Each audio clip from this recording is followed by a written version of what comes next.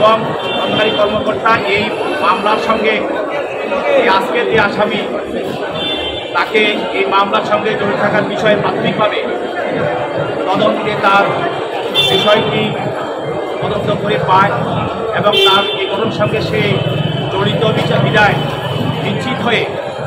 তদন্তকারী কর্মকর্তা প্রাথমিক জিজ্ঞাসাবাদ করে এবং পরবর্তীতে আরও জিজ্ঞাসাবাদ করার জন্য এই নিহত এবং এই হত্যার সঙ্গে কারা জড়িত এবং কীভাবে হত্যাটা হলো এবং অন্যান্য আসামিদের নাম ঠিকানা এবং তাদের অবস্থান এবং কারা এই সঙ্গে আরও জড়িত ছিল তাদেরকে বের করার জন্য এই আসামির বিরুদ্ধে 10 দিনের রিমান্ড প্রার্থনা করে এবং আসামি পক্ষ এই আইনজীবীর পক্ষে এই আসামির পক্ষে ওকালতনামা দিয়ে তারা এই মামলার তার আসামির পক্ষে রিমান্ড বাতিলপূর্বক জামিন প্রার্থনা করে। বিজ্ঞ আদালত উভয় পক্ষের শুনানি অর্থে আসামির বিরুদ্ধে 3 দিনের রিমান্ড